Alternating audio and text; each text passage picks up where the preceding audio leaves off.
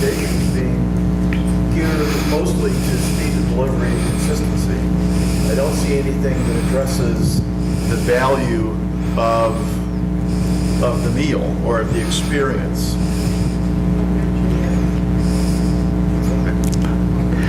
We'd like to have everybody else. Okay, so I see a lot in the recommendations. You talk about things that you can do for speed of delivery and probably consistency. Food quality.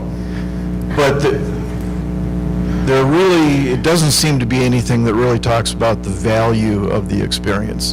And I know quality and value are Close enough to it. interchangeable, so, but the survey specifically was talking about value, which means prices and quality. The one area where people made more comments about being expensive had to do with alcohol. And those ratings were very, very low. Did not see a lot of comments, and we read over 1,000 comments, where the food was just too expensive. You're charging me $10 for a cheeseburger or something like that. Now, there may be an element to that, but we've looked at all your menus. I don't really think you're out of line price-wise, but maybe, for $7, you're not getting what you thought you should have gotten. So portion sizes, all those things have to be looked at when you start building these recipes and these menus. Okay? Steve, we have a question back here. If y'all could come to the microphone, we have two back here. If you have a hard time getting to it, can't walk well, I've got one that I can bring to you, but want to try and keep it orderly. Okay, can you hear this? Yes. All right. I've got a couple observations and a couple of questions. One of the questions I have is about how you figure cost on the food services around here. A restaurant will have burden in there, if you want from a manufacturing term, of the building, the cost of all of that. We've already got the buildings here, but when you figure in the cost for the restaurant services, do you figure in a burden value for the establishment that they're in as well? Is that figured into the cost of it? Utilities, yes, but repairs and maintenance to the building? That kind of thing? No, that all goes to our facilities maintenance group. And see, that right there is a big signal to me, that if that's not figured in there and you have the same price for something over here and you don't have a building you got to pay for, it's an issue. Okay, another one is that, just an observation, the big three you mentioned, one of them was location. Location, location, location. You've got the location. We all live right here. If we want to go somewhere else other than Red's, we've got to go 5 miles as a minimum to get somewhere. So you've got the location. And I think that says, again, that since you have location, the other things are what is keeping volume down. The third observation I'd made, just to pass on to you, is, and I'm not in the restaurant business, but it seems pretty apparent to me that the only way to win in a restaurant is to have it full all the time. To have it full all the time, okay? And if you don't, then it's a function of whether it's food, whether it's quality, whether you just don't have the image of being where I want to go, those kind of things. But you've already got two legs up, location, and you don't have to cover burden. So it's somewhere else that the cost is an issue. Last thing, you said value, and none of your questions on the survey spread that out to what the issue is in value. You're talking about food quality and hurrying the service, and they said service, but I can tell you that speed of getting the food may not be as big an issue as getting the check. Okay? I'm just telling you, I've sat 15, 20 minutes waiting for the check. And I had no problem up till that point. So there's other issues in there. Don't assume that it's going to be that. Right. And there are so many things I got on my mind. I hope these are some of the things you folks have thought about too, because I'm stealing the thunder. Now, I appreciate that, but I would also add that getting the check is about speed of service. Exactly. Because we're talking about... Exactly. So That's I'm what not I'm just saying. talking Service about... quality I'm is just not part of talking that. about the time to get the food. From the time you walk in the door, to the time you're seated, to the time your order's taken, to the time you get your food, to the time you get your check, and the time you get leave. All of that. But it's in to out. And if it's just the time waiting for the check, that's Sure. going to be a big issue on quality too. I mean, sure, a lot of people, a lot of servers lose their tip because they do everything right and Exactly. can't get you the check. Exactly. But that goes back to this training part. Bottom line is, are you serving the things that the people here want? And I didn't see any questions regarding that on what kind of food or anything, so there's a lot still undetermined. Okay, thank you. Sandy? Yeah, no, that's fine. I have a couple of things. First of all, I might be turned off already about attending a buffet because my husband and I have never attended that, event. And the only buffet setup is what I saw when I went to Legends on my birthday for a la carte, lunch. I'm not interested because it sat right next to the kitchen. And we moved ourselves one time away from that area because people were coming and going in and out of the kitchen. And so I don't know how it works, on a buffet night. Is it in that bigger ballroom setup? Or is it just that one that's there by the kitchen? On the buffet nights, it's in the big ballroom, right, Bob? It's in the Legends Dining Room, correct? Yeah, Okay. so that's just a lunchtime buffet, that's all. Okay, and we were there for lunch, okay. But, all right, and the other thing is, I keep reading in the paper, and so I want to get it from the horse's mouth, that workers at the restaurants here in the Legends and Stonehenge work for tips only. They do not get an hourly wage. No, that's incorrect. And the paper tries to tip shame people, which I've let them know what I think about that, because we do pay a tip. And I will pay what I think is deserved, but I'm not going to stiff anyone. But that's what I kept hearing, they don't Well, get paid the wage. that would be a labor law violation. But I think- There are a couple different ways. There's an hourly wage that the servers are paid based upon the hours that they work, and I'm not sure exactly what it is, but there is a minimum for that, and then they get tips. And their tips have to bring them up to the minimum for the federal minimum wage. If they do not, the number of hours they work, plus the wage that they get, plus the tips they get, if that does not equate to the minimum wage for the state of Tennessee, then the club has to Make a difference. fix that gap, and that's called amount to meet guarantee. And so they're forced to do that. And so it's incumbent upon the operator to make sure that they declare all their tips, Okay. and that they meet that federal minimum. And that's the way we do it. Yeah. Okay. And also, I was thinking, if it's the way it's been presented, they don't get that wage, then nobody would want to stay in the restaurant business, because I always hear people don't want the job, it's hard getting people in to fill that job. So thanks for that. Also, in the newspaper, letters to the editor, a very good point was made, and I may mispronounce the gentleman's name, Figgett or Piggott. Anyway, he said that the staff here at the restaurants are expected to do way too much. They cater into the community center. They cater to, parties, which they were doing the day that I was there for my birthday, but that was December, which I'm used to that. But I kind of think maybe the reason we had to wait so long, and we were apologized to, because while we were still sitting there, finishing up and talking and having our dessert, they kept coming out to set up a table. And they apologized for that, which was nice, I appreciated that. But maybe that's another problem. They're doing too many things, so. Well, let me address that part, because this has to do with one of the processes. And one of the fundamentals of running a good restaurant and having a good day is to forecast sales. I think we're going to do $1,000 today, we're going to do $2,000 today, we're going to do $100,000, and we're going to do so many guest checks and so many customers. That's how you start planning to be successful in the restaurant business on a day. From that, you build your labor staffing. So there is a fixed amount of labor to open the restaurant, a fixed amount of labor to close the restaurant. There is a minimum staffing that you need, whether one person comes in or 10. And then variable labor kicks in when you say, listen, when we get to 30 people, we got to have a second server, third server, fourth server, et cetera. Another person in the kitchen, et cetera. That's the way it should be done. If we're not doing that, then that's going to be part of one of the recommendations, is forecasting sales and do labor staffing to match. Thank you. So maybe we can address that problem.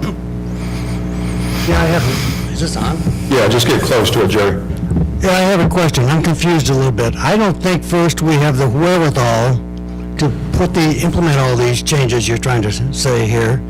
We've been losing money forever, a lot of money last year, and I'm really confused because we're supposed to hire a consultant, independent consultant or a consultant, to come in and look at our plant, our operations, our procedures, our processes, everything to look at this operation to build consistency into what we're doing.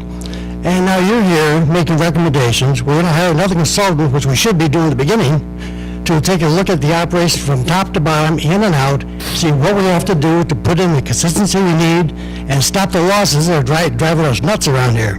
I don't see you doing any of that except recommendations, and we don't know how to implement those recommendations. So help me with this. Okay, so we were hired to do the survey. Yes. And Excuse me? no, go ahead. Okay, so we were hired to do the survey, and I'm going to make a recommendation to Bob that he go find someone to implement exactly a list of things that I think that they need to do. I said to him the other day, you don't need somebody else to come in and tell us what's wrong in the back of the house, whatever, because based upon the survey information and what I know about the food and beverage business, I can give him a list of 30 things that he needs to hire somebody to come in to implement that, okay? They don't need another study, another survey, any of that kind of stuff. Training the front of the house just needs to get done. Service standards, standard of operating procedures need to be implemented. How you buy food, how you prep food, how you store food, how you do all of that, how you systematize everything you're doing. We don't need somebody to tell us that it needs to be done. We just need somebody to come in and make it happen. Okay? No, because don't we have plant issues here, facility issues here, physical issues here that contribute to all this? Yeah, you probably you do have some kitchen constraint issues. You probably have some equipment issues as well. And we'll be looking at potentially bringing a consultant for that specifically as well. We have losses that we excuse because we're a private club. And that goes on and on. So what does that motivate people to get better? We're going to lose losses, that's okay, we accept that, let's just go to tomorrow the next day. These losses are inexcusable. Have you addressed that? Well, I haven't gone through your financials. I wasn't asked to go through your financials. I have a point of view about whether you should or shouldn't lose money here. I'm not sure you do. And with the alignment that you've taken on now, I'm not sure how much revenue in total Stonehenge will do, but I think the challenge for Stonehenge would be to be self-sustaining. If it's doing $1.2, $1.3 million in revenue, consider without any burden attached to it, the challenge is go make money over there. What about Legends? I don't know enough about that yet. I don't know where, out of the $2.4 million in revenue that you're doing, I'm not sure what the spread's going to be now that you've created this kind of a new alignment. But that's part of what should be looked at over the next 90 days as you kind of start going through the season. We lost $350,000 in food and beverage last year. Is that, you think that's acceptable?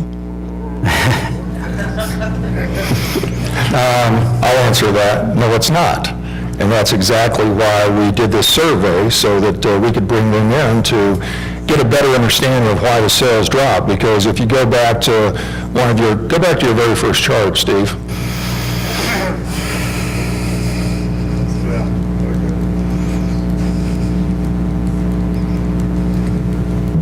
Okay, go back. Okay, so go back to 2011, we had revenues about 2.3 million. Every year, going up to 2015, pretty much we were on the increase every year. 2015 was our best year. And then for some reason, 2016 sales dropped off like $200,000, about 11%. So our first step in all of this was to find out, why did sales drop? Okay, and that was the purpose of the survey, and obviously we got some good information from that. Now, step two then is to bring in some other consultants to help us with those processes that Steve talked about. Now go back to the next slide, Steve. So sales were going up every year, and your losses were going down every year. And again, from 2011 to 2015. So we're making progress. And that's what I like to see, is you're moving in the right direction. It's pretty hard to go from a $300,000 loss in one year to no loss in the next year unless you shut down a bunch of operations.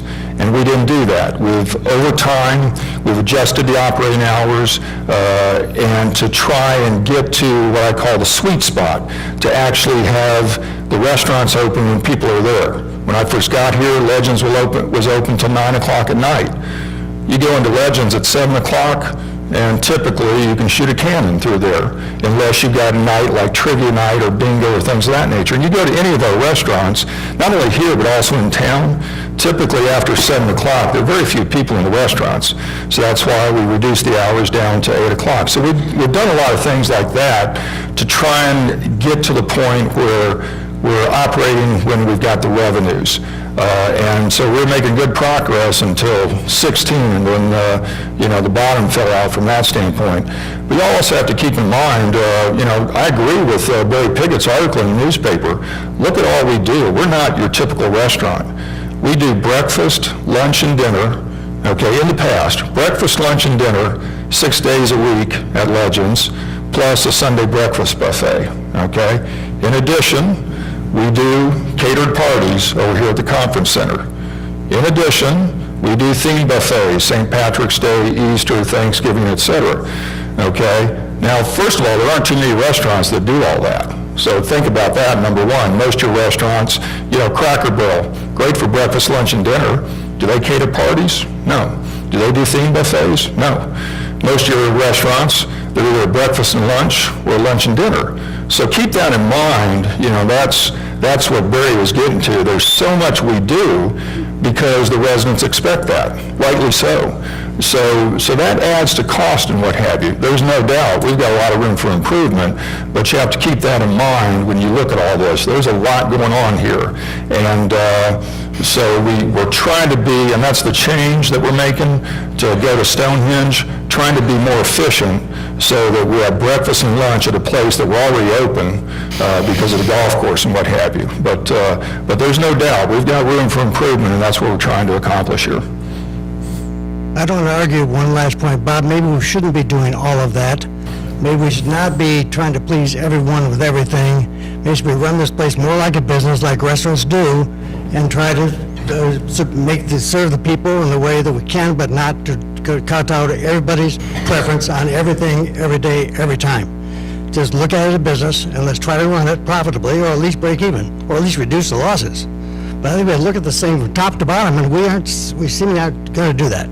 Thank you. Yeah, and that's what we're trying to do with the change to Stonehenge. I've gotten a lot of emails, people very upset because they're used to going to breakfast and lunch at Fireside and Legends. And gotten more emails from people like that than emails from people that are concerned about the losses, quite honestly. But we're going to try this out and see if we can make some significant improvements. If not, then we'll shift gears. Question. Get closer to the microphone, Jerry. Question. I'm looking at the losses. I mean, if I'm running a business, I wouldn't wait 5-6 years to worry about my losses. I would have worried 3 or 4 years ago. And my question is, really, does the board really want to correct the losses?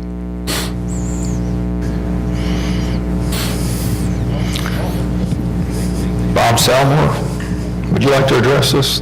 This is Bob Salmore. He's a director with RSM McGladrey, that they audit hundreds of clubs and communities like ours So they have a good appreciation for this business and what goes on. Frankly, I see very few club operations or community associations that operate food and beverage without some kind of a subsidy, and I think we're calling this a wrong thing. You call it a restaurant. It's really not a restaurant, it's a food and beverage operation, and it's an amenity to the community and to the members. What it's about service, and it's about high quality. And obviously, and I'll just tell you, I had lunch in Stonehenge today, and they definitely had some issues there. I think, and I haven't had an opportunity to study it fully, but I will tell you that we see very few, if any, community associations that get close to break even in food and beverage. Well, then, let's just accept that, and we'll accept 500,000 loss every year. I mean, that's a good excuse. I'm not suggesting that. That's nothing but an excuse. But when you say that, you give the middle management the idea they really don't have to worry about making a profit. You're leading them the wrong way. You're not operating a business. You're operating an amenity for the benefit of the members. This is not a business that's, first of all, I can tell you this, that if you tried to find an operator to run those facilities, you couldn't, because they'd be out of business in 6 months. I've seen this over and over again. And that's just the facts. You don't have, first of all, I haven't seen this, but I can guess that you don't turn tables in your facilities. Most of the restaurants that are out there will turn tables 4 and 5 times a night. Your members will sit, they'll eat dinner, they'll sit and enjoy themselves, and then they'll leave, and then there's nobody there after that. When you go to a restaurant, they serve you and they get you out so they can serve the next group of people coming in. And I'm not trying to justify what I would call a subsidy and not a loss. You pay community association fees that subsidize every operation in here. They subsidize the golf operation, I'm sure, and they have to subsidize the food operation. I never understand why club members think that their food operation should make money, and that's my answer. Well, then my answer would be, let's quit getting surveys and just accept the loss, whatever that loss is. Oh, the thing has, but things can be better. I'm not saying maybe you could attain a break even, but I'm telling you that the economics just aren't there. Yeah, my approach is if we only lost $207,000 in 2015, there's no reason why we can't duplicate that and do better than that. And we're on the right trend until 2016 hit. So clearly, 2016 was not acceptable to us. If I can only lose 200 and we go to 360, that hurts. I don't like that at all. So that's why we did the survey. And our plan is to get back on track and to see these keep going down and down so that hopefully eventually we can get to break even. But it's also the right mix. Banquets are big. Our business, we only do about 12% banquet business. And you almost need to do close to 50% banquet business to really be able to break even or make money in this type of operation. So that's something that obviously we're working on, trying to get more banquet business here. So it's something we're working on. So I think this lady was first right here. We'll talk afterwards. I just had a question about, when you talk about consistency and being ready for revenue, that sort of thing, and that it sounded like you were going to recommend that we needed more people to make that happen in the back, in the kitchen, wherever. I just have a question about, we seem to hire very qualified food and beverage managers in running restaurants or being a manager. Is that not in the scope of their job description, that this should have been happening all along? I would agree. So we I would really too. shouldn't need to be hiring more people to try to get the job done that should have been being done. I would agree. Okay. And then my next question, I guess that would go on to the board then about that. Are the losses that you're seeing in Fairfield Glade, is that, something that is common in this size of a community and in this kind of setup? I know every place is a little bit different, but is, what you're seeing here, is that commonplace, or is this? Bob, I'm going to have to get you to ask that. I'll let Bob Salmer answer that. Let me step in for a second. If we, and we've recommended, Bob, that if there's other additional work that needs to be done against these recommendations, that they bring somebody else in to do that. We're certainly qualified to do that, but we think there needs to be kind of a separation of this. I haven't gone through the financials. I haven't spent time, digging through the kitchen. I haven't done an operational audit to answer some of the questions that you have about all this stuff.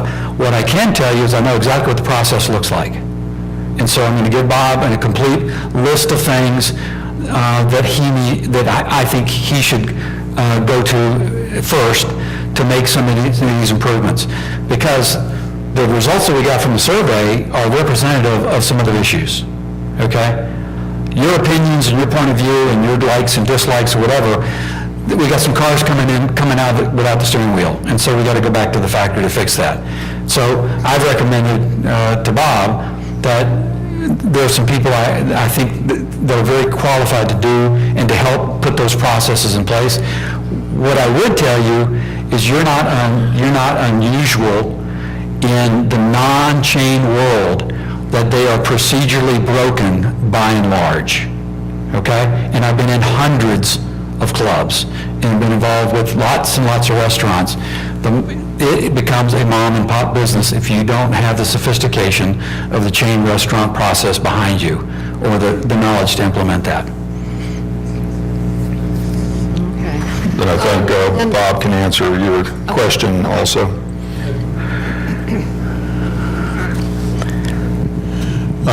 Again, in my experience,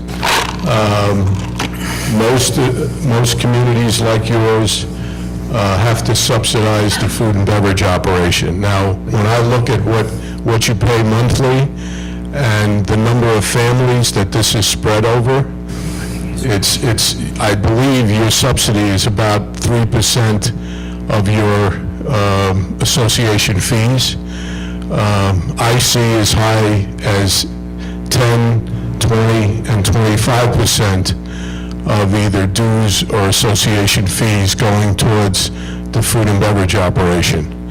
And you know what, I suspect that if you felt the quality of the food was good and the service was good, I don't think that the subsidy would bother you as much.